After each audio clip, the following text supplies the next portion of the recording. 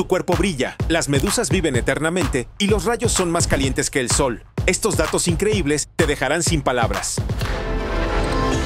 En las oscuras y ocultas cámaras de una cueva del sur de Francia, un niño dejó un mensaje. No escrito con palabras ni símbolos, sino la huella de una mano. Impresa en piedra caliza blanda hace más de 30.000 años, esta marca sigue ahí, congelada en el tiempo. Y no es solo una.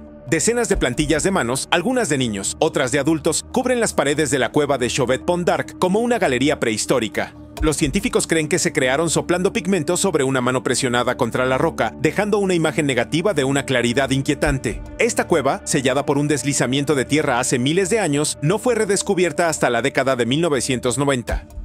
Y lo que se encontró dentro dejó atónitos a los arqueólogos. Pinturas realistas de leones, rinocerontes, mamuts y osos, junto con este detalle muy humano. La mano de un niño con un dedo ligeramente torcido. El nivel de detalle en estas imágenes es tan avanzado que se acerca más a Leonardo da Vinci que a las figuras de palitos. Incluso usaron curvas naturales en las paredes para crear una ilusión 3D. Pero aquí está el giro. Una de las huellas de manos coincide con las proporciones de un niño de no más de 10 años. Significa que este no era solo un sitio ritual para adultos. Los niños estaban allí, participando, creando, observando. Las cuevas resuenan con la idea de que tal vez, solo tal vez, el arte siempre fue parte de nosotros, algo que los humanos no inventaron, sino que nacieron para hacer. Y esto hace que esa simple huella de mano sea mucho más que una mancha. Es una conexión, un puente a través de 300 siglos. No solo un rastro de alguien que una vez vivió, sino de alguien que sintió. Alguien que quiso dejar algo atrás. Ni un nombre, ni un número. Solo una mano en la pared de la Tierra. Son más pequeños que un grano de sal y parecen salidos de una película de ciencia ficción. Les presento al tardígrado, también llamado oso de agua, una criatura tan resistente que los científicos una vez lo lanzaron al espacio exterior y regresó con vida. Sin traje, sin oxígeno, sin protección contra la radiación mortal. Simplemente flotando, congelado en el vacío del espacio. Y sobrevivió. Los tardígrados no solo sobreviven al frío extremo. Han sido hervidos, congelados, sometidos a dosis masivas de radiación, deshidratados durante años e incluso expuestos a una presión 6 veces superior a la de la fosa oceánica más profunda. Siguen vivos. ¿Su secreto? Cuando el ambiente se vuelve extremo, se bloquean, se secan, se pliegan formando una bola compacta y entran en un estado en el que toda actividad biológica prácticamente se detiene, como si la vida misma se detuviera. Y cuando las condiciones mejoran, despiertan y siguen adelante. Algunos han revivido tras más de 30 años en este estado seco y congelado. Los científicos ahora estudian a los tardígrados para comprender cómo logran este truco y si los humanos podrían algún día beneficiarse de su extraña biología. La próxima vez que alguien pregunte cuál es el animal más resistente de la Tierra, simplemente sonría y diga, es el que apenas se puede ver. Probablemente hayas escuchado la frase clásica, hay más estrellas en el cielo que granos de arena en todas las playas de la Tierra. Pero aquí hay algo que cambia por completo la situación. Hay más árboles en la Tierra que estrellas en nuestra galaxia. Los astrónomos estiman que hay entre 100 y 400 mil millones de estrellas en la Vía Láctea. Es una cifra abrumadora, sin duda. Pero un conteo global de árboles del siglo XXI reveló algo aún más asombroso. La Tierra alberga aproximadamente 3 billones de árboles. Eso equivale a más de 400 árboles por cada persona viva. Y no solo están en buen estado. Los árboles respiran dióxido de carbono, nos dan oxígeno, refrescan las ciudades, albergan fauna silvestre e incluso influyen en los patrones de lluvia. El hecho de que la Tierra pueda superar en número a una galaxia entera en organismos vivos arraigados en el suelo, no en el cielo, dice mucho sobre la complejidad de nuestro planeta. Desde los antiguos bosques del Amazonas hasta los pinos solitarios que se aferran a los acantilados rocosos de California, los árboles son los gigantes silenciosos de la Tierra y apenas estamos empezando a comprender su profunda conexión con nuestro clima, salud y supervivencia. Algunas criaturas viven décadas, otras solo unas horas. Pero hay un animal diminuto que logró burlar por completo a la muerte. Les presentamos a la Turritopsis dohrnii, mejor conocida como la medusa inmortal. Cuando se ve amenazada por el hambre, las lesiones o incluso la vejez, esta medusa no muere, se transforma. Revierte sus células a una etapa anterior de su vida, como si rebobinara una cinta biológica. En lugar de avanzar hacia el declive, retrocede. Sus células adultas se transforman en células jóvenes, comenzando de nuevo el ciclo vital. Es como una mariposa que se transforma de nuevo en oruga y luego lo vuelve hasta hacer. Y otra vez, potencialmente para siempre. Los científicos aún están descifrando cómo esta criatura microscópica logra lo que parece imposible. Si supiéramos cómo copiar este reinicio biológico, podría reescribir todo lo que creemos saber sobre el envejecimiento, la medicina y la regeneración. No es una fantasía. Es una medusa real, flotando ahora mismo en los océanos del mundo, rompiendo silenciosamente todas las reglas de la vida y el tiempo.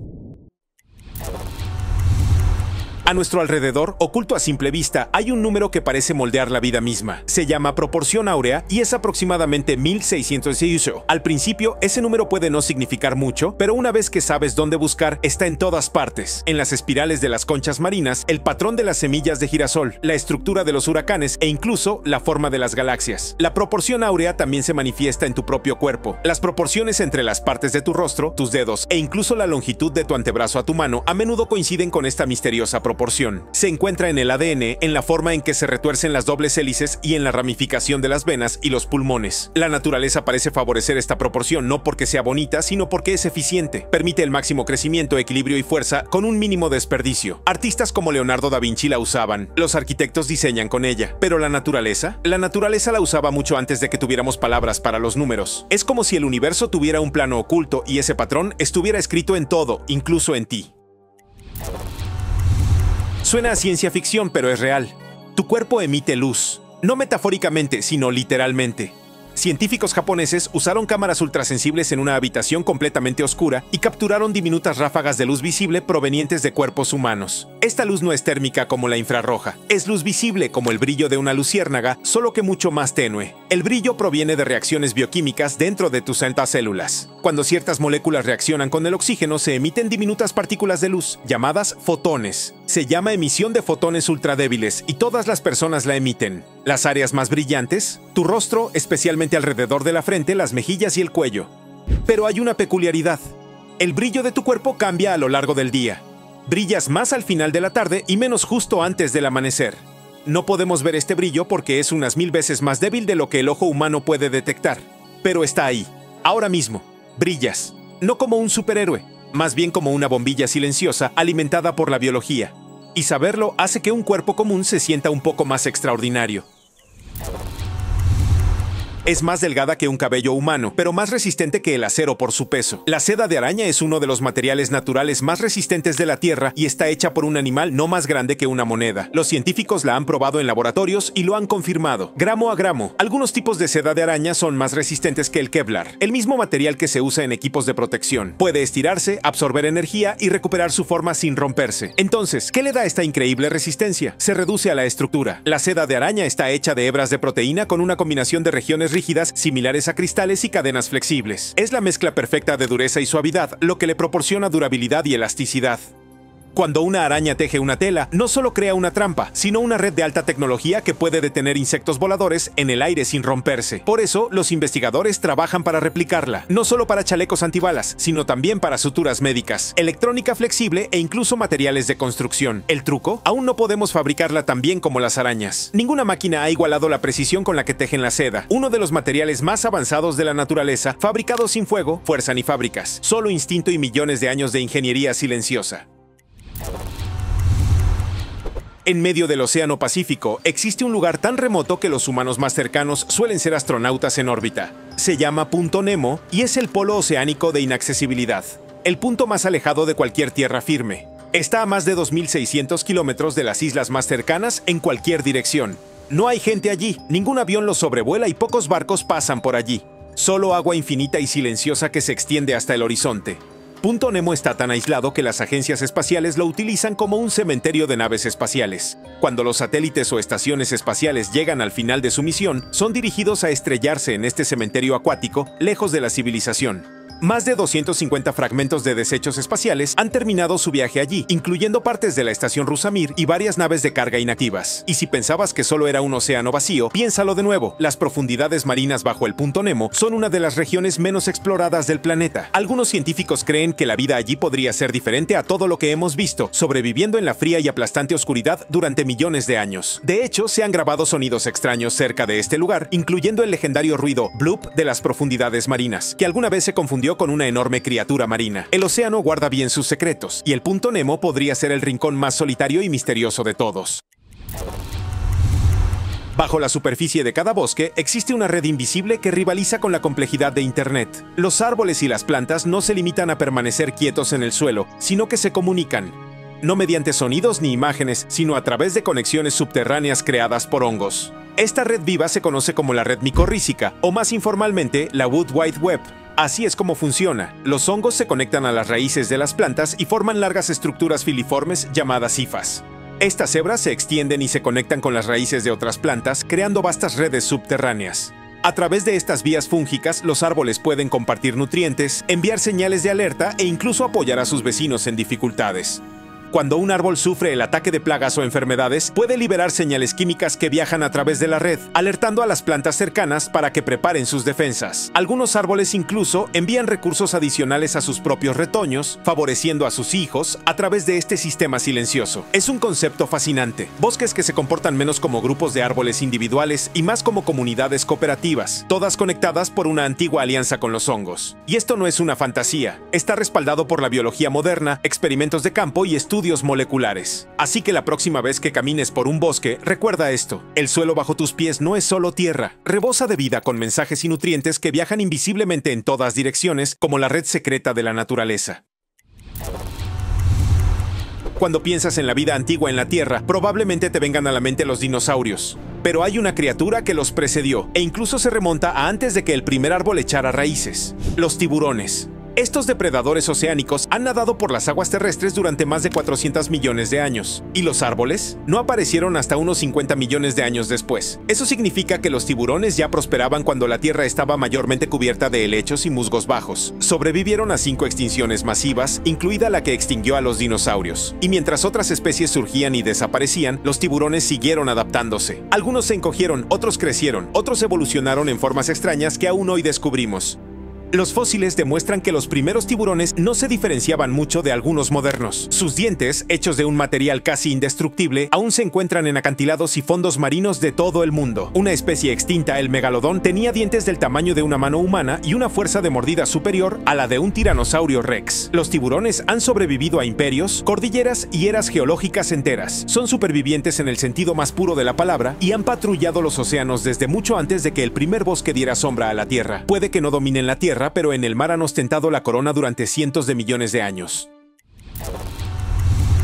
A la sombra de las pirámides y enterrados en las profundidades de las antiguas tumbas egipcias, los arqueólogos han descubierto cráneos que no se ajustan del todo a la norma humana. Estos cráneos alargados, estirados, lisos y de formas inusuales han suscitado debate durante décadas. ¿Fueron resultado de rituales culturales? ¿O se trata de algo más extraño? Algunos estudiosos apuntan a la venda craneal, una práctica presente en sociedades antiguas desde África hasta Sudamérica. Consiste en envolver firmemente la cabeza de un niño con tela durante su crecimiento inicial, remodelando el cráneo con el tiempo. A menudo se hacía por estatus, belleza o razones religiosas. Y sí, algunos de los cráneos alargados encontrados en Egipto podrían explicarse de esta manera.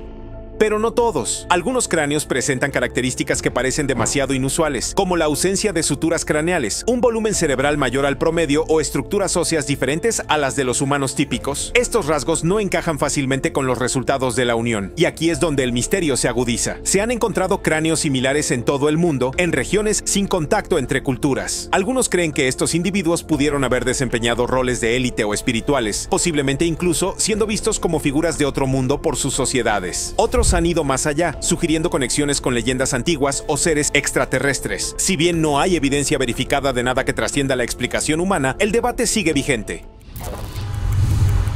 El hierro en tu sangre, el calcio en tus huesos, el oxígeno que respiras, nada de esto nació en la Tierra. Cada átomo en tu cuerpo se forjó en el corazón de una estrella moribunda. Mucho antes de que la Tierra existiera, las estrellas antiguas explotaron en supernovas, lanzando sus elementos pesados a través de la galaxia. Esos remanentes dispersos flotaron por el espacio, se agruparon en nubes y finalmente formaron planetas, océanos y a nosotros. Los científicos lo han confirmado. Aproximadamente el 97% de los átomos en el cuerpo humano provienen del polvo de estrellas. Elementos como el carbono, el nitrógeno y el fósforo no aparecieron de la nada. Se crearon en hornos cósmicos bajo presión y temperatura extremas y luego se lanzaron a través del universo como el brillo de un fuego artificial cósmico. Cuando Carl Sagan dijo, "Estamos hechos de materia estelar", no era poesía, sino física. Llevas las cenizas de las estrellas en cada respiración y en cada latido. La próxima vez que mires el cielo nocturno, recuerda, no solo estás mirando al espacio, estás mirando a tu propio pasado. Las estrellas no están lejos, ya son parte de ti. En las profundidades de una montaña al norte de México se encuentra una cámara oculta que parece de otro planeta. Se llama Cueva de Cristal de Naica y en su interior se encuentran algunos de los cristales naturales más grandes jamás encontrados, algunos de más de 9 metros de largo y con un peso de más de 50 toneladas. Son tan enormes que se puede caminar entre ellos como árboles en un bosque helado. La cueva fue descubierta accidentalmente en el año 2000 por mineros que perforaban en busca de plata. Lo que encontraron fue una cámara abrasadora llena de cristales de selenita formados durante cientos de miles de años. La temperatura en el interior puede alcanzar los 58 grados Celsius con una humedad cercana al 100%, tan extrema que los científicos solo pueden permanecer dentro durante minutos sin trajes especiales de refrigeración. Lo que la hace aún más misteriosa es cómo crecieron los cristales. La cueva estuvo una vez llena de agua rica en minerales, calentada por la actividad volcánica en las profundidades del subsuelo. Con el tiempo, las moléculas del agua se acumularon lentamente formando enormes estructuras, como si la naturaleza construyera rascacielos, molécula a molécula. Hoy, la cueva está sellada para proteger a estos frágiles gigantes de daños y la exposición. Es un recordatorio de que algunos de los paisajes más extraños de la Tierra no están en el espacio exterior, están justo debajo de nuestros pies, ocultos en la oscuridad. Dispersos por toda Norteamérica, antiguos informes hablan de algo extraño enterrado en la tierra. Enormes esqueletos humanos, muchos de más de 2,5 metros de altura, descubiertos en túmulos y tumbas antiguas. Los periódicos del siglo XIX y principios del XIX registraron estos hallazgos en lugares como Wisconsin, Ohio y Virginia Occidental. Se decía que algunos restos tenían mandíbulas enormes, doble fila de dientes o cráneos de gran tamaño. A menudo se encontraban junto a herramientas, joyas y cerámica, lo que sugiere una cultura a la vez avanzada y perdida. Entonces, ¿qué pasó con ellos? Ahí es donde se profundiza el misterio. Se dice que muchos de estos esqueletos fueron enviados a museos o instituciones científicas, incluido el Smithsonian, pero hoy en día quedan pocos especímenes físicos. Las explicaciones oficiales atribuyen estas historias a exageraciones, huesos de animales mal identificados o individuos altos confundidos con algo más. Sin embargo, algunos investigadores argumentan que no todos los hallazgos pueden descartarse tan fácilmente. Los escépticos dicen que es folclore. Otros creen que podría haber algo enterrado deliberadamente, no solo en el suelo, sino también en los registros. Sea como sea, la leyenda de las tumbas de los gigantes se niega a morir. Ya sea historia malinterpretada o algo genuinamente misterioso, estos imponentes esqueletos aún plantean una pregunta crucial. ¿Compartimos alguna vez esta tierra con personas muy diferentes a nosotros? ¿O estamos persiguiendo las sombras de historias demasiado antiguas para ser probadas, pero demasiado persistentes para ignorarlas? Dura menos de un segundo. Resplandece en el cielo en silencio y luego resquebraja el aire con un rugido. Y sin embargo, en ese breve instante, un rayo libera una fuerza tan intensa que alcanza temperaturas de hasta 30.000 grados Celsius, 5 veces más calientes que la superficie del Sol. Los rayos no son solo electricidad, sino plasma puro que atraviesa la atmósfera. Cuando las nubes de tormenta acumulan suficiente carga eléctrica, crean una enorme diferencia de voltaje entre la nube y el suelo, o incluso entre nubes. Esa energía atraviesa el aire, sobrecalentándolo instantáneamente y creando un estrecho canal de gas ionizado. El calor expande el aire tan rápido que crea una onda de choque. Ese es el trueno que se oye.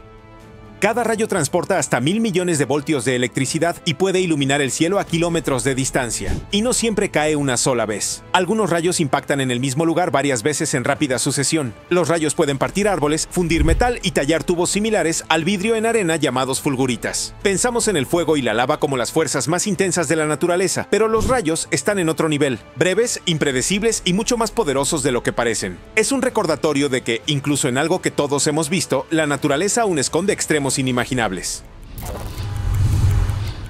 Muy por encima del polo norte de Saturno, gira uno de los sistemas meteorológicos más extraños del sistema solar, una tormenta hexagonal perfecta que ha desconcertado a los científicos desde su primera observación. Se llama hexágono de Saturno y tiene casi 32.000 kilómetros de ancho, tan grande que podría contener 4 planetas Tierra. A diferencia de cualquier otro objeto en nuestro planeta, este huracán geométrico lleva décadas, quizás incluso siglos, girando. La forma no es una ilusión ni un capricho fotográfico. Es un hexágono de nubes real y de bordes afilados, con cada lado casi recto y ángulos que se mantienen fijos mientras todo el sistema gira como una rueda gigante. En su centro, un oscuro vórtice circular actúa como el huracán polar norte de Saturno.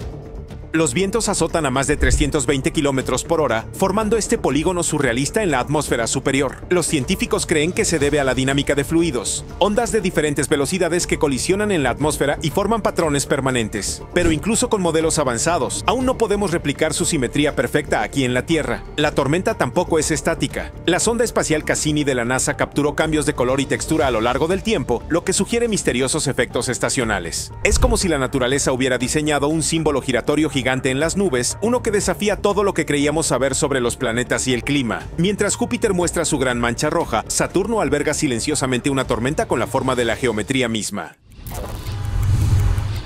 Si existen extraterrestres en el océano, probablemente se parezcan a pulpos, con sus cuerpos blandos y cambiantes y su capacidad para colarse por huecos imposiblemente pequeños. Estas criaturas marinas ya son extrañas, pero su biología las lleva aún más lejos. Los pulpos no solo tienen un corazón, tienen tres. Dos de esos corazones bombean sangre a las branquias, mientras que el tercero envía sangre oxigenada al resto del cuerpo. Pero aquí está la peculiaridad. Cuando un pulpo nada, ese corazón principal deja de latir. Es parte de la razón por la que los pulpos prefieren arrastrarse a lanzarse por el agua. Literalmente se cansan con cada aceleración. Y luego está la sangre en sí. No es rojo como el nuestro, es azul. Esto se debe a que los pulpos usan una molécula a base de cobre llamada hemocianina para transportar oxígeno, en lugar de hemoglobina rica en hierro. Esto le da a su sangre un tono azulado y les ayuda a sobrevivir en aguas profundas y frías donde el oxígeno escasea. Sumado a su capacidad para cambiar de color, resolver acertijos, escapar de tanques cerrados e incluso imitar a otros animales, los pulpos son, sin duda, algunas de las criaturas más extrañas y brillantes del planeta. No solo desafían las expectativas, sino que reescriben las reglas de la vida. Tu esqueleto puede parecer sólido y permanente, pero en realidad es una de las partes más activas de tu cuerpo. Cada día, tus huesos se descomponen y se reconstruyen, silenciosa y eficientemente, sin que te des cuenta. De hecho, aproximadamente cada 10 años obtienes un esqueleto casi completamente nuevo. Este proceso se llama remodelación ósea y está impulsado por dos tipos de células: los osteoclastos, que descomponen el tejido óseo viejo o dañado, y los osteoblastos, que construyen hueso nuevo en su lugar.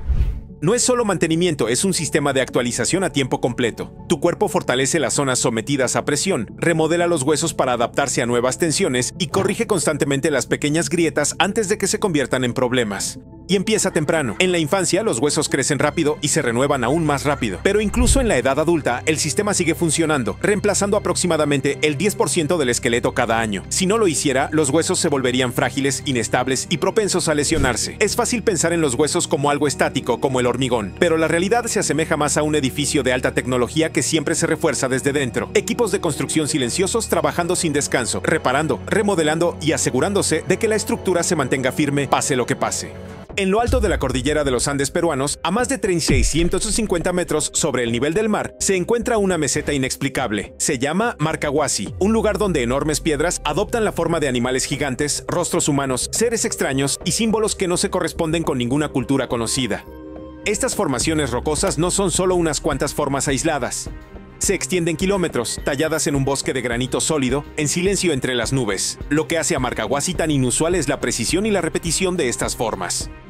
Caminas por la meseta y de repente ves una cabeza de león. Al doblar la esquina, ves una figura que parece un astronauta ancestral, con lo que podría ser un casco. Entonces ves lo que algunos llaman la reina africana, con sus rasgos tallados con asombroso detalle. Algunos incluso dicen que hay un rostro gigante con los ojos cerrados y la boca congelada en medio de un grito, enterrado a medias. Y aquí es donde se vuelve aún más extraño. Desde el suelo, algunas piedras parecen rocas al azar, pero al observarlas desde cierto ángulo o altura, las formas se vuelven nítidas, casi como si estuvieran diseñadas para ser vistas desde arriba.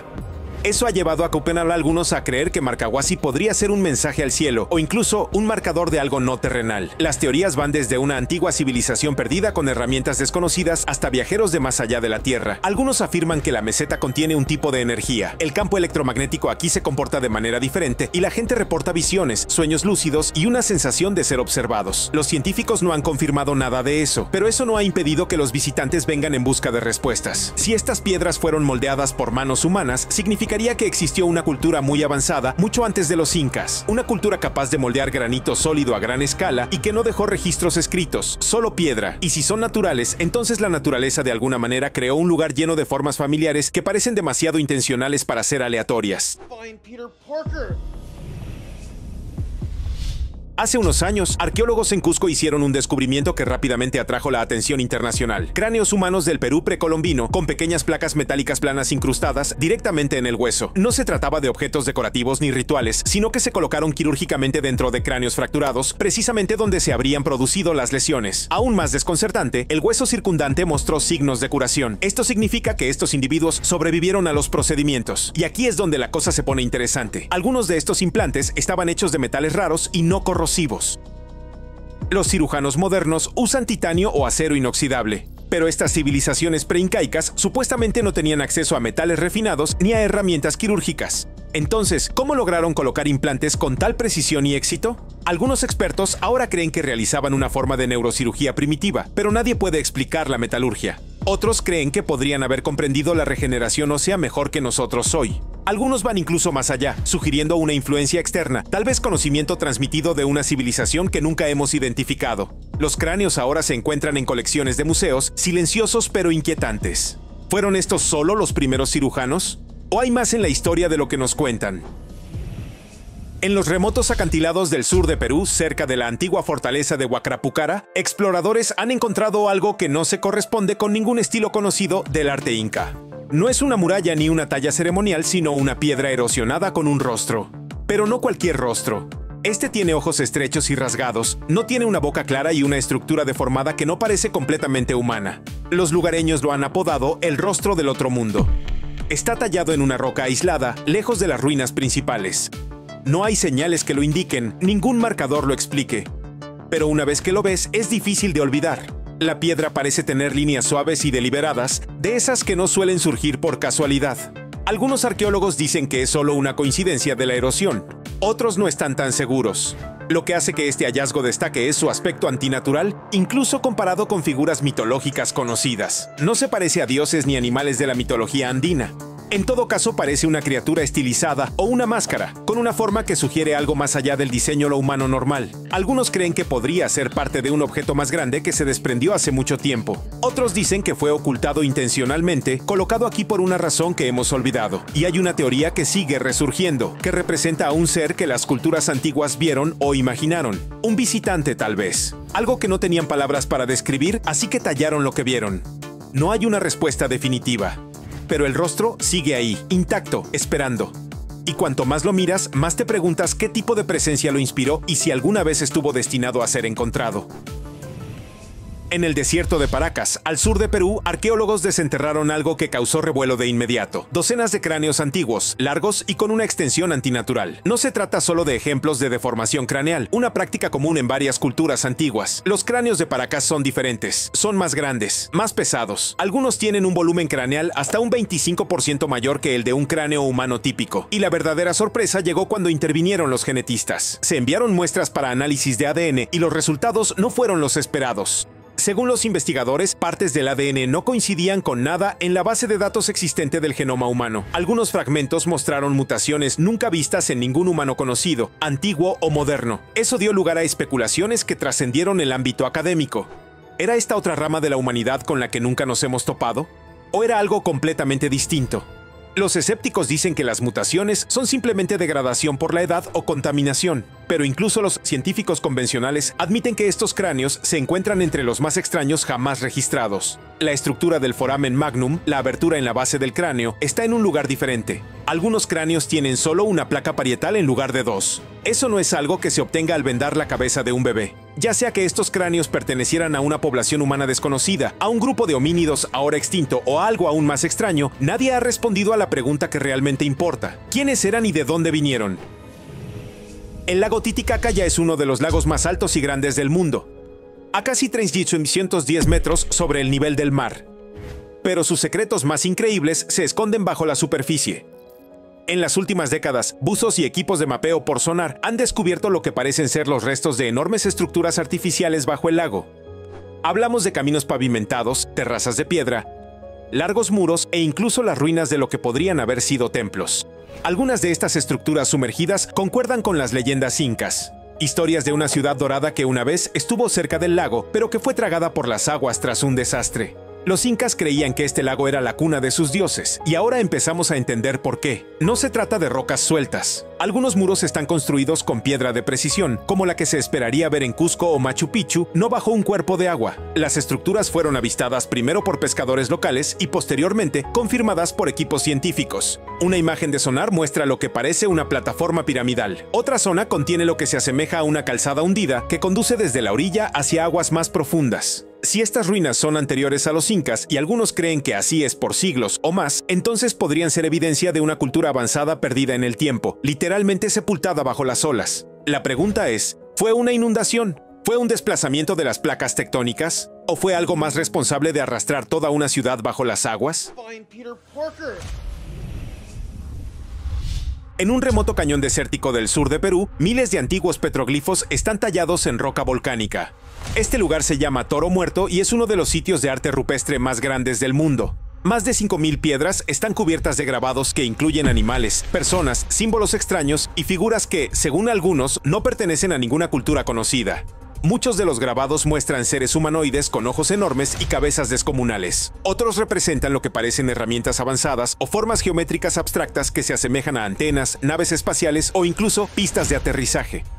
Aunque los arqueólogos más reconocidos datan el sitio hace unos 1000 años, nadie sabe con certeza qué significan algunos de los símbolos ni quién los creó.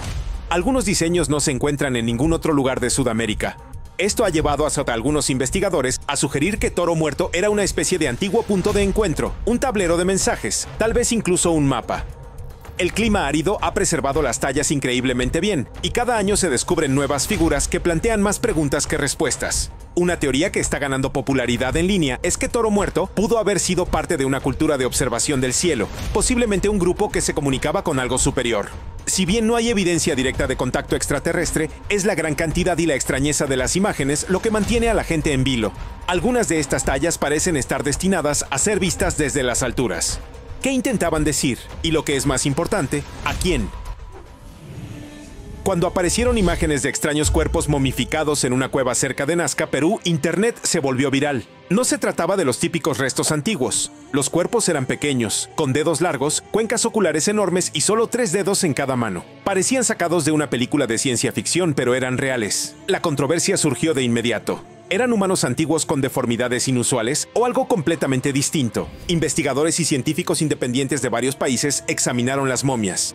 La datación por carbono calculó que algunos de ellos tenían más de 1000 años de antigüedad. Las tomografías computarizadas mostraron órganos internos. No eran muñecas falsas, pero los cuerpos presentaban anomalías que no coincidían con la biología humana conocida. La estructura ósea, las articulaciones, incluso la piel, parecían ligeramente desviadas. Se descubrió que un cuerpo contenía huevos en su interior, lo que desencadenó aún más teorías. Las instituciones oficiales se mantuvieron cautelosas. El gobierno peruano inició investigaciones y los principales museos se distanciaron de los hallazgos. Pero los investigadores insistieron, afirmando que estos seres podrían representar una especie desconocida, ya sea una rama perdida de la humanidad o algo no humano que vivió aquí mucho antes de nuestra llegada. Hasta el momento no ha surgido una respuesta clara. Lo que es seguro es que estas momias no coinciden con nada encontrado en ningún otro lugar del mundo. Y sean lo que sean, fueron enterradas, envueltas y preservadas intencionalmente. Alguien quería que se recordaran o que se ocultaran. En las afueras de Cusco, la fortaleza de Sacsayhuamán se alza como una de las estructuras más misteriosas del mundo. Sus imponentes muros de piedra, compuestos por gigantescos bloques de caliza, encajan con tal precisión que ni siquiera una brizna de hierba puede deslizarse entre ellos. No se utilizó mortero. Los bloques pesan hasta 200 toneladas y de alguna manera fueron movidos cuesta arriba y luego fijados en su lugar con una precisión imposible. Los ingenieros modernos admiten que no podrían replicar la construcción con la tecnología actual. Las formas son complejas. Muchas piedras tienen más de 12 ángulos. Las superficies están pulidas y talladas para encajar perfectamente con las adyacentes, formando una pared que ha resistido terremotos masivos sin moverse. ¿Cómo moldearon y movieron los constructores piedras tan enormes? Algunos creen que los incas conocían un agente suavizante, un líquido vegetal que podía hacer que la piedra fuera maleable. Otros piensan que se utilizó tecnología acústica, utilizando ondas sonoras para reducir el peso. Y luego está la teoría marginal que se resiste a desaparecer, la antigravedad. Algunos investigadores argumentan que los incas o sus predecesores tenían acceso a tecnología perdida que podía manipular la masa, una ciencia olvidada que aún no comprendemos. Sea cual sea la verdad, no hay registros escritos que expliquen cómo se construyó Sacsayhuamán. No quedaron planos ni herramientas, solo las piedras, perfectamente encajadas, desafiantemente silenciosas y diferentes a todo lo demás en la Tierra. Las leyendas andinas hablan de un objeto sagrado conocido como el disco dorado del sol, una gran placa de oro macizo perfectamente redonda que antiguamente se guardaba en el Templo del Sol en Cusco. No era solo un elemento decorativo. Se decía que el disco canalizaba la energía divina del propio sol y los sacerdotes incas lo utilizaban para la curación, rituales y posiblemente algo más avanzado, la manipulación energética. Cuando los españoles llegaron en el siglo XVI, oyeron rumores sobre este disco. Supuestamente desapareció antes de que pudieran confiscarlo. Algunos dicen que fue sacado de contrabando y escondido en las montañas. Otros creen que fue llevado al lago Titicaca y arrojado a las profundidades para mantenerlo a salvo. Nadie lo ha encontrado jamás. Las descripciones afirman que el disco podía reflejar la luz del sol de maneras que iluminaban cámaras enteras. Tenía extraños símbolos grabados alrededor de los bordes, no escritura inca conocida, sino algo más antiguo. Algunas leyendas incluso describen que podía abrir portales o comunicarse con seres celestiales. Lo que le da peso a la historia es la seriedad con la que los incas custodiaban el objeto. El Templo del Sol, ahora parcialmente debajo de la iglesia de Santo Domingo, era su lugar más sagrado. Y que ocultaran el disco a toda costa nos dice que no era solo oro ceremonial, significaba algo. Ya sea que esté enterrado, sumergido o aún encerrado en una cueva, la desaparición del disco dorado sigue siendo uno de los misterios más sin resolver del Perú.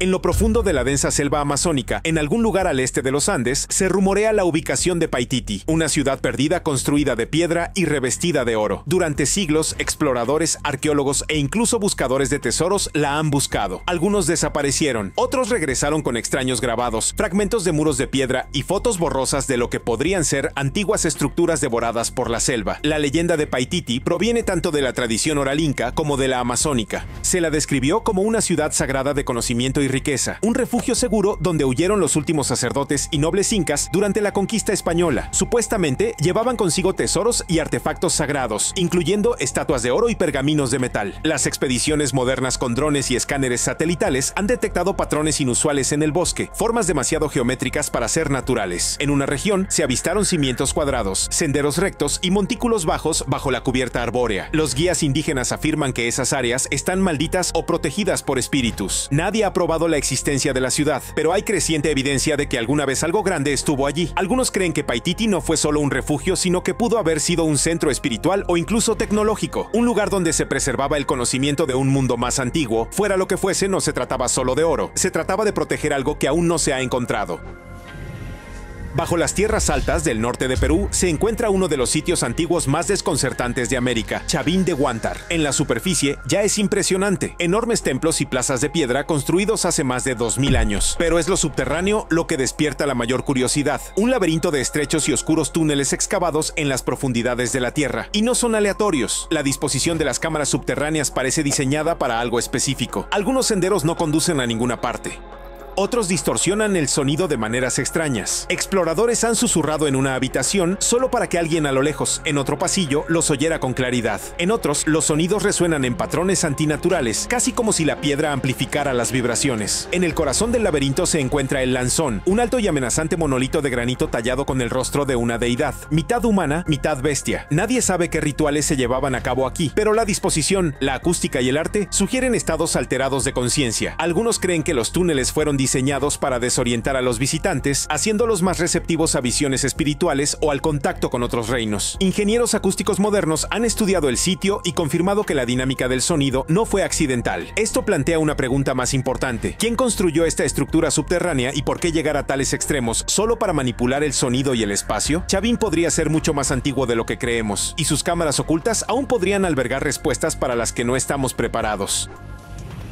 Ollantaytambo ya es impresionante. Terrazas de piedra construidas en la ladera de una montaña empinada, muros enormes que se alinean con los solsticios. Pero lo más confuso no es lo que se construyó, sino lo que quedó. Justo afuera de la fortaleza, esparcidas por una ladera, se encuentran enormes piedras que parecen estar a mitad de proceso, como si una obra se hubiera detenido de repente. Algunos de estos bloques pesan más de 50 toneladas. Fueron cortados, moldeados y pulidos, y luego, de alguna manera, transportados desde una cantera a kilómetros de distancia, a través de un río y cuesta arriba.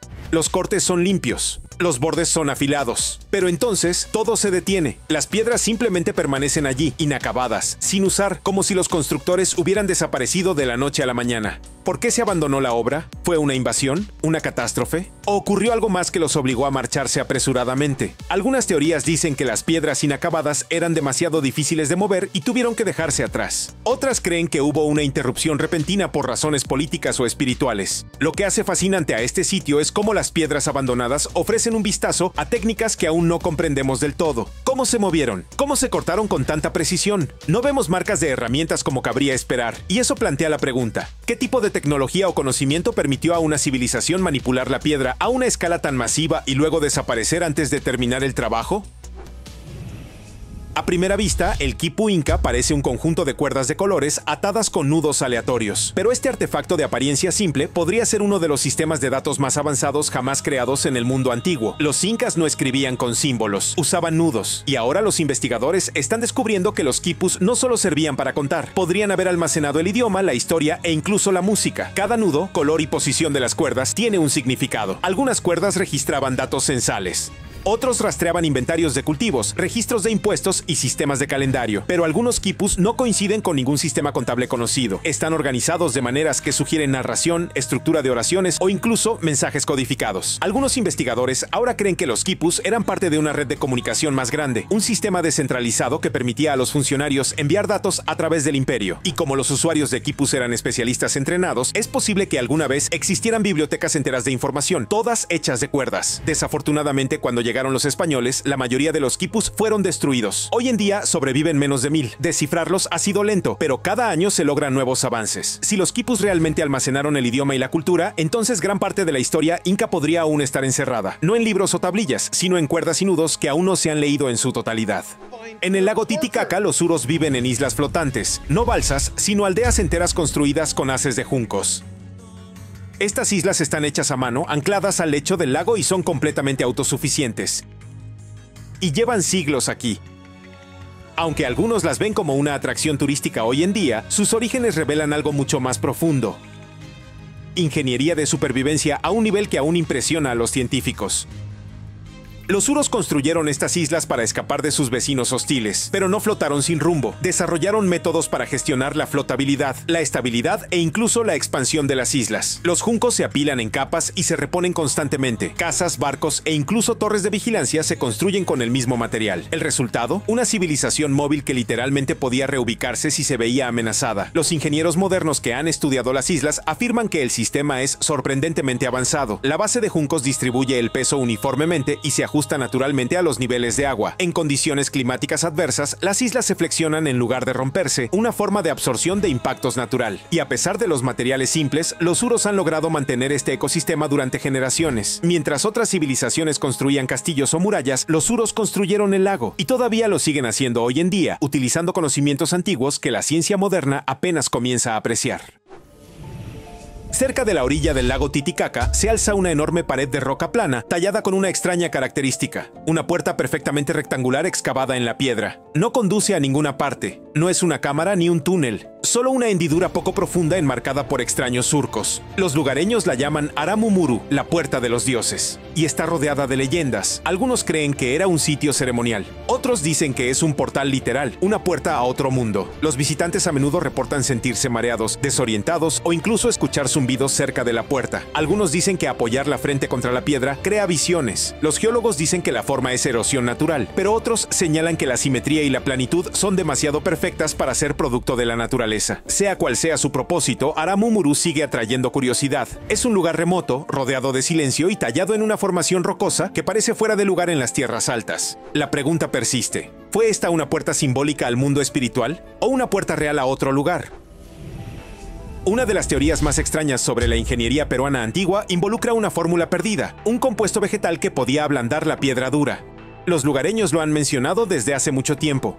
Las leyendas incas mencionan la piedra líquida o piedra líquida utilizada para moldear rocas como arcilla antes de colocarlas en muros enormes. La historia cobró fuerza cuando los investigadores encontraron marcas de herramientas que no coincidían con el cincelado. Algunas piedras en Sacsayhuamán, Ollantaytambo y otros sitios muestran bordes fundidos, casi como si hubieran sido vertidas en su lugar. Aún más extraño, algunas piedras parecen fusionadas, sin signos de corte ni pulido. Los químicos modernos han intentado replicar el proceso con plantas nativas. Una especie en particular, conocida por ablandar huesos e incluso disolver vidrio, ha demostrado ser prometedora. ¿Podría haberse utilizado para debilitar temporalmente la piedra caliza o el granito? Aún no lo sabemos. Si los incas o sus antepasados poseían este conocimiento, explicaría cómo lograron piedras tan ajustadas sin herramientas metálicas. También sugeriría un nivel de comprensión química que precede a la ciencia conocida por siglos. El problema es que, si la fórmula existía, ya no existe. No hay textos ni registros, solo rumores y piedras que parecen fundidas a mano.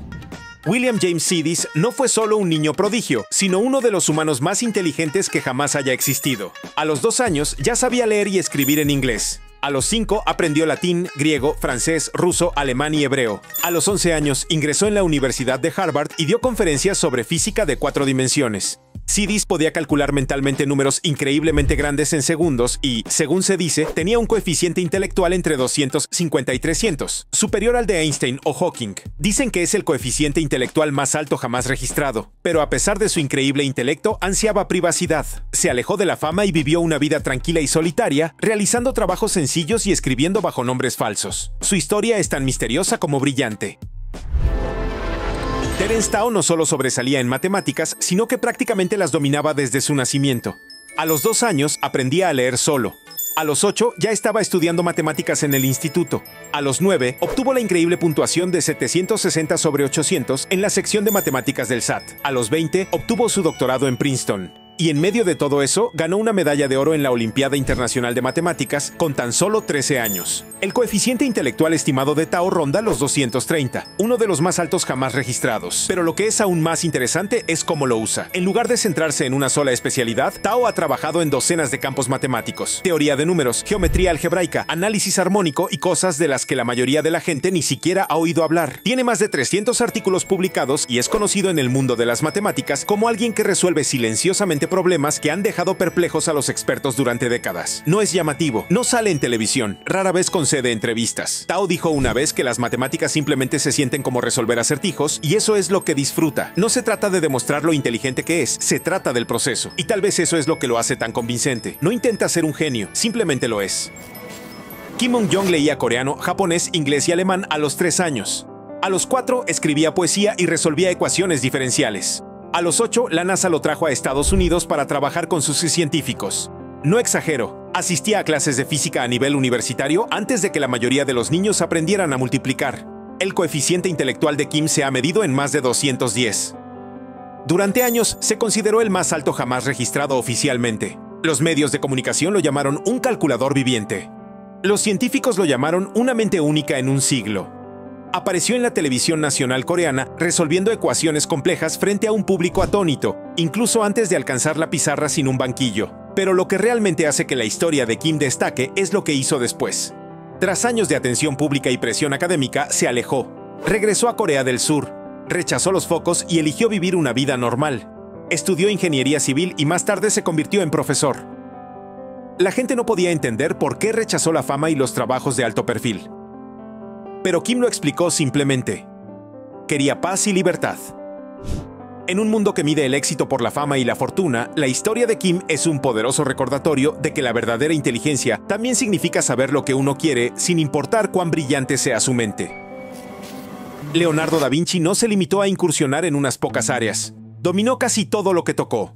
Arte, anatomía, ingeniería, astronomía, física, botánica, arquitectura. Sus cuadernos están repletos de más de 13,000 páginas de bocetos, inventos, ideas científicas y conceptos audaces que se adelantaron siglos a su tiempo. Diseñó máquinas voladoras 400 años antes del avión, realizó dibujos anatómicos precisos sin formación médica formal e incluso conceptualizó un tipo de tanque y un caballero mecánico, básicamente un robot primitivo. La mayoría de la gente lo conoce como el pintor de la Mona Lisa y la Última Cena, pero esas fueron solo la punta del iceberg.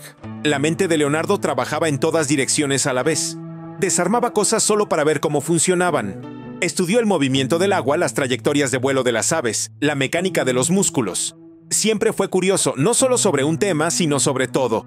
Se estima que su coeficiente intelectual superaba los 200 y se refleja en su forma de pensar y crear. Lo más increíble es que muchos de sus inventos no se comprendieron por completo hasta mucho después de su muerte. Algunas de sus ideas quedaron enterradas en diarios, escritas al revés, a la espera de que el mundo las alcanzara.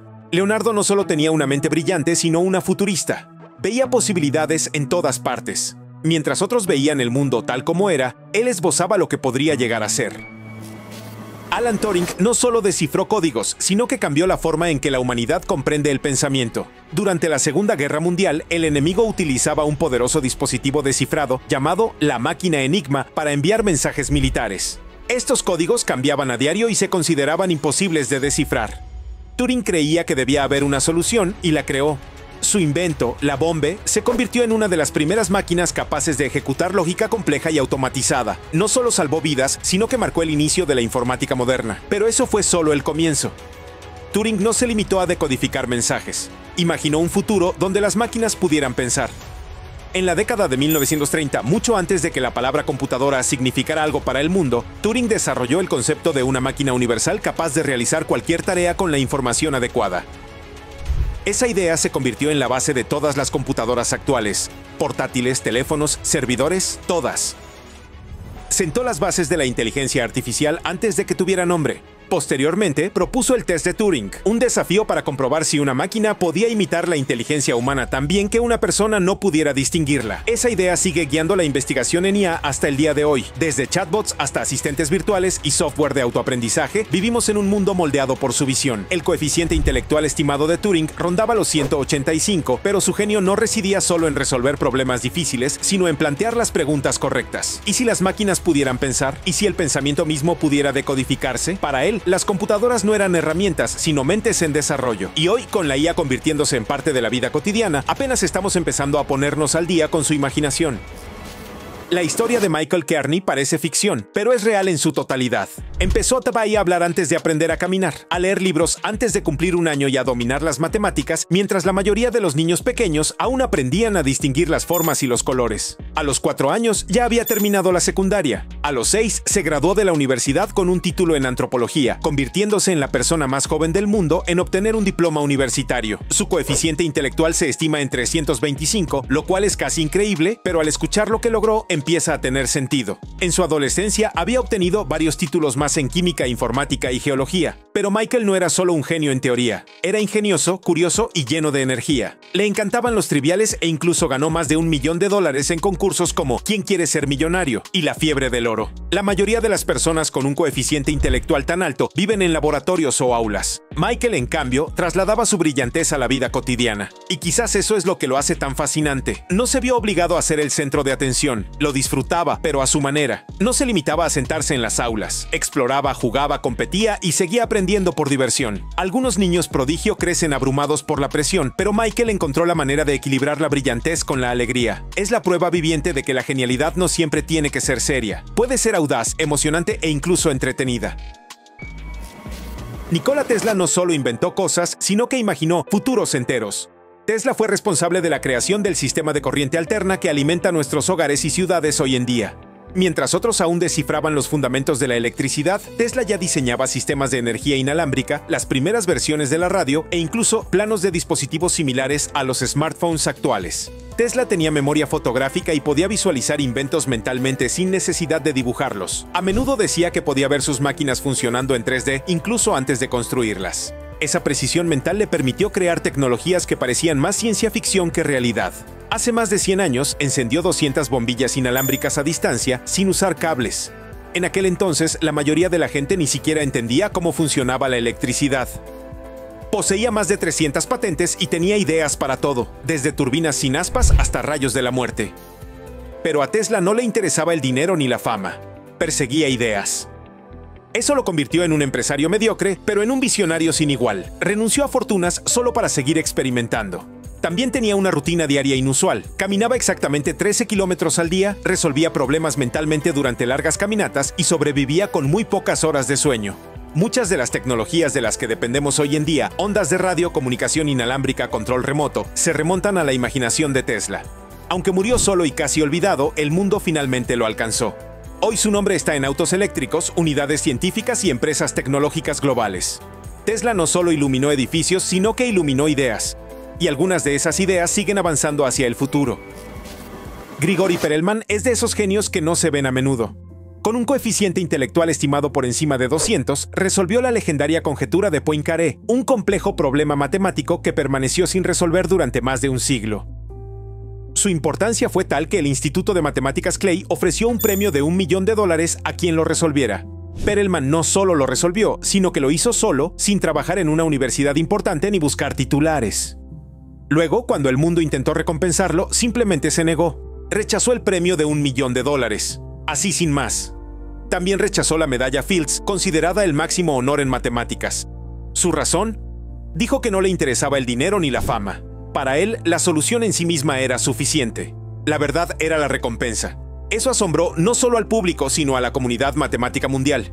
En un mundo donde la mayoría de la gente busca el reconocimiento, Perelman lo renunció por completo. Ahora vive discretamente, evitando por completo los focos. No da clases, no hace giras y rara vez habla con la prensa. Su estilo de vida es modesto y por elección propia. No está desaparecido, simplemente no le interesa ser visto. Lo que hace inolvidable a Perelman no es solo su intelecto, sino su negativa a seguir las reglas del estatus y la recompensa. Demostró que el verdadero genio no necesita aplausos ni premios económicos. A veces las personas más inteligentes son las que resuelven los problemas más grandes y luego desaparecen. Marilyn Vos Savant ostentaba en su día el título de la persona con el coeficiente intelectual más alto del mundo, un asombroso 228. Su inteligencia no solo impresionaba en teoría, se convirtió en tema de conversación nacional cuando empezó a escribir una columna en la revista Parade, donde los lectores le enviaban acertijos matemáticos y problemas de lógica para que los resolviera, y semana tras semana los resolvía todos. Pero una pregunta la convirtió en un nombre conocido: el problema de Monty Hall. Era un acertijo de probabilidad que la mayoría de la gente, incluidos muchos profesores de matemáticas, resolvía completamente mal. Marilyn dio la respuesta correcta y la reacción fue enorme. Llovieron cartas diciéndole que no entendía la probabilidad básica. Pero resultó que ella tenía razón y los críticos estaban equivocados. No solo resolvió el problema, sino que demostró al mundo que incluso los expertos pueden equivocarse y que la lógica clara no siempre coincide con lo que la gente cree que es sentido común. Su brillantez no se detuvo en los acertijos. Marilyn ha escrito libros sobre lógica, educación y pensamiento humano. Habla y escribe sobre la inteligencia no como algo distante o inconexo, sino como una habilidad que las personas pueden mejorar. Ha usado su coeficiente intelectual no solo para impresionar, sino para enseñar. Lo que hace única a Marilyn Vos Savant es cómo sacó a la luz pública la inteligencia extrema y la hizo cercana. No la ocultó. Respondió preguntas de niños curiosos y adultos escépticos por igual. Hizo que la inteligencia fuera atractiva, y lo hizo de una manera que invitó a la gente a pensar, cuestionar y aprender junto con ella. Christopher Hirata resolvía problemas que la mayoría de la gente nunca se plantea, incluso antes de llegar a la adolescencia. Con un coeficiente intelectual estimado de 225, ya acaparaba titulares a los 12 años por colaborar con la NASA en los planes para colonizar Marte. Mientras la mayoría de los niños de su edad aprendían álgebra, Christopher ayudaba a los científicos a calcular cómo llevar a los humanos a otro planeta. No en una simulación ni en un aula, sino en una agencia gubernamental real. A los 13 años, se convirtió en el estadounidense más joven en ganar una medalla de oro en la Olimpiada Internacional de Física. A los 14 años, empezó a trabajar en el Instituto Tecnológico de California. A los 18, investigaba para su doctorado en Princeton. Su carrera académica no solo era rápida, sino también extraordinaria. Profesores e investigadores lo describían como alguien que no solo captaba ideas complejas, sino que podía desarrollarlas de maneras que ni siquiera los profesionales habían considerado. Lo fascinante es lo natural que le parecía todo. En una ocasión, explicó la energía oscura, la fuerza que se cree que expande el universo, con la facilidad que la mayoría de la gente reserva para explicar cómo hacer un sándwich. No hacía que la ciencia pareciera intimidante. La hacía sentir como un elegante rompecabezas esperando ser resuelto. Christopher Hirata, ahora un respetado profesor y físico, trabaja en campos que la mayoría de la gente ni siquiera sabe pronunciar. Pero lo más interesante no es solo lo joven que empezó, sino cuánto sigue aportando. Para él, la inteligencia nunca se trató de demostrar nada. Era simplemente el comienzo de algo más grande.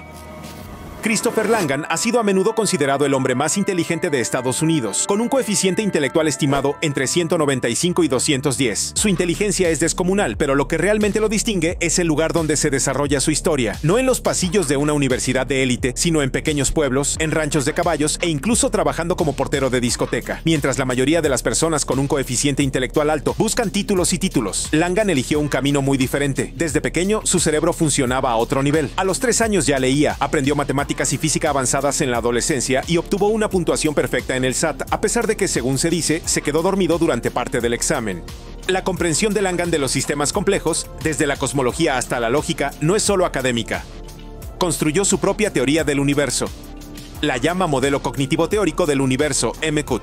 Es un intento audaz de unir la conciencia y la física en un solo marco. Algo que incluso los científicos profesionales dudan en abordar. Lo que hace fascinante a Langan no es solo la magnitud de su intelecto, sino cómo lo utiliza. Nunca ha encajado en un molde académico tradicional. En cambio, ha vivido la vida a su manera, al margen de las instituciones, desarrollando teorías de forma independiente y a menudo con poco o ningún apoyo. Cree que la inteligencia sin sabiduría se desperdicia y que ser inteligente no basta. Hay que pensar por uno mismo, desafiar el sistema y no tener miedo a ser diferente. La historia de Langan demuestra que el genio no siempre viste bata ni se sienta tras un podio. A veces está a la vista de todos, silencioso, poco convencional y con un pensamiento que va mucho más allá de lo que la mayoría de la gente puede siquiera empezar a comprender. La brillantez de Stephen Hawking no residía solo en su cerebro, sino en su capacidad de perseverar, sin importar los obstáculos. Con un coeficiente intelectual estimado entre 160 y 180, se convirtió en uno de los científicos más famosos del mundo, transformando nuestra comprensión del tiempo, el espacio y los agujeros negros. Pero lo que hizo de su trayectoria algo realmente extraordinario es que lo hizo todo mientras luchaba contra una enfermedad que gradualmente le quitó la capacidad de moverse y hablar. Diagnosticado con ELA con tan solo 21 años, los médicos le dijeron que solo le quedaban unos pocos años de vida. En cambio, vivió más de 50 años, y durante ese tiempo transformó la física. Su trabajo sobre la radiación de los agujeros negros, ahora conocida como radiación de Hawking, redefinió por completo la comprensión científica de estos misteriosos objetos. Realizó contribuciones pioneras a la teoría del Big Bang, la mecánica cuántica y la estructura del universo, todo ello comunicándose mediante un solo músculo de la mejilla y un dispositivo generador de voz. El exitoso libro de Hawking, Breve Historia del Tiempo, llevó la ciencia profunda y compleja a millones de hogares. Fue escrito en un lenguaje sencillo para que cualquier persona, independientemente de su origen, pudiera vislumbrar cómo funciona el universo. Y la gente lo escuchó. Permaneció en las listas de los más vendidos durante años y vendió millones de ejemplares en todo el mundo.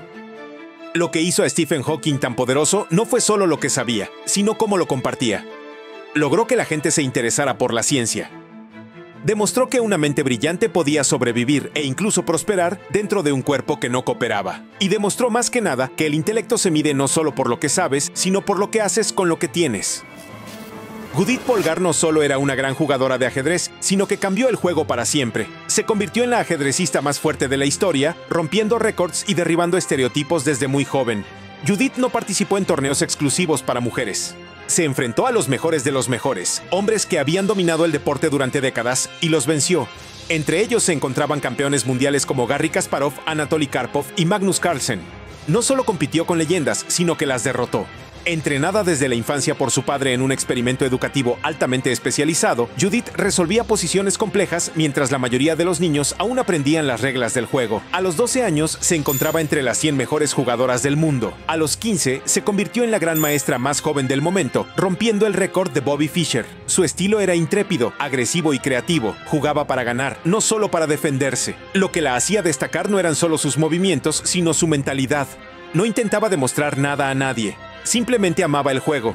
Judith dijo una vez, el ajedrez es un 99% táctica, y ella jugaba como tal, audaz, aguda y siempre pensando varios pasos por delante. Sus partidas estaban llenas de ingeniosos sacrificios y poderosas remontadas, lo que la convertía en una de las jugadoras más emocionantes de ver.